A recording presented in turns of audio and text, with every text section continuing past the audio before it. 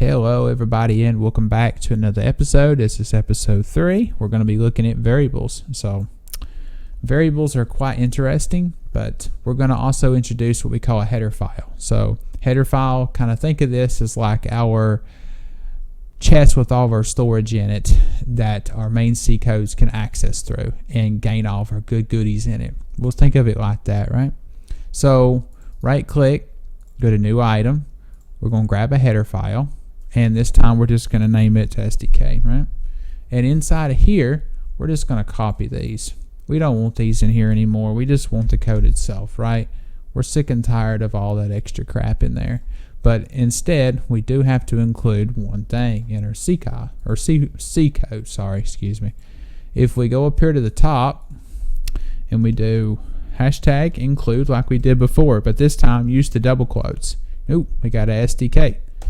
There we go. Now we have our everything, our includes, which is our Windows header and our standard dio.header, and we have everything we need. Now, if we don't want to use strings, we can just remove that.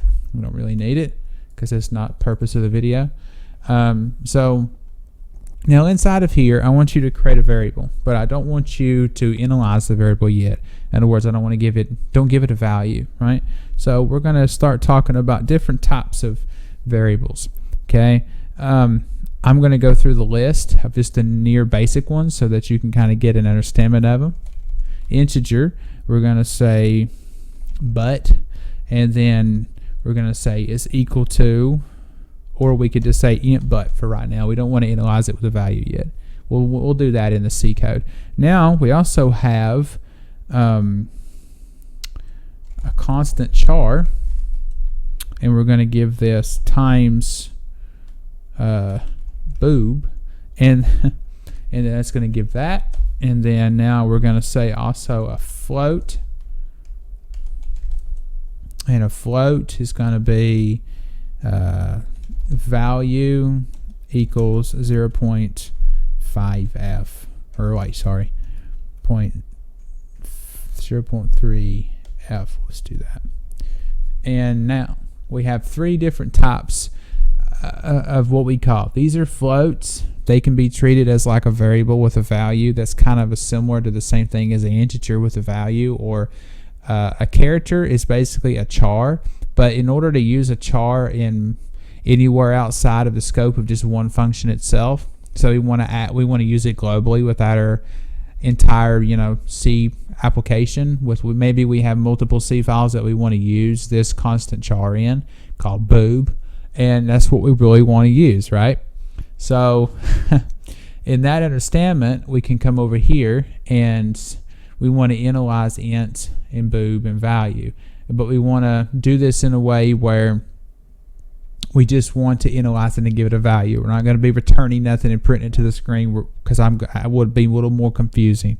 So all we want to do is just say but is equal to 200, okay, semicolon, and then our boob is equal to, we're going to give our boob will be equal to titty, and then butt, boob, and what else? Was it value I made? Was it value? Yeah. Okay, there's a value. So value is equal to, and we'll see we actually gave that a value. So let's actually not do that.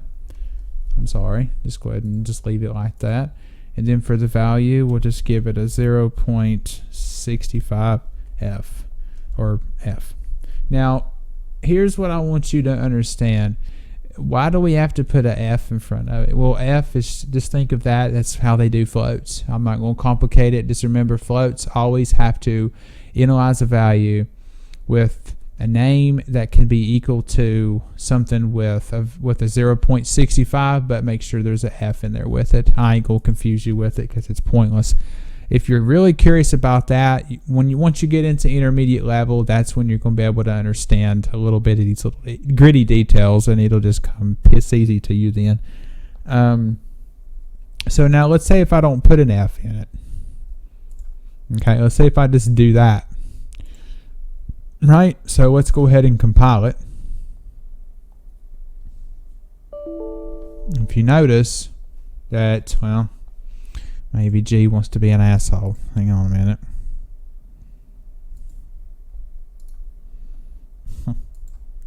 Funny how it's the first time it did that.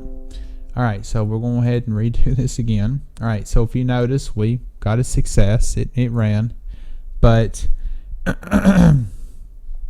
I want to run this again, it done okay. But now if we ever use this float value into a lot of 3D matrices and a lot of vector 3D, a lot of graphics programming, we wouldn't want to do that. We could just, it's good practice to put a F in there. It would compile just the same either way, but floats sometimes, depending on what the workflow is, will give you an error based off of that sometimes.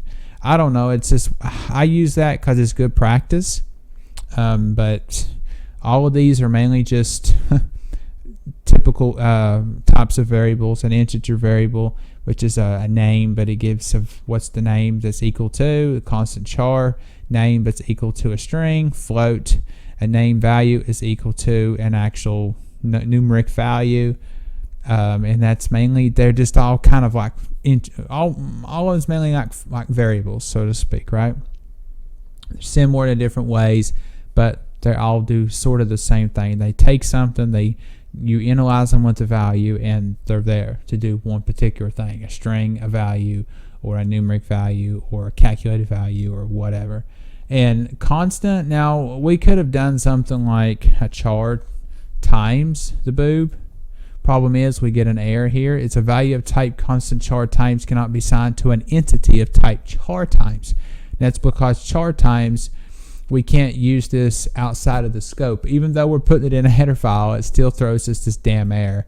So a lot of practice in C++ is a constant char would fix their error and would be able to print something that had TD on there.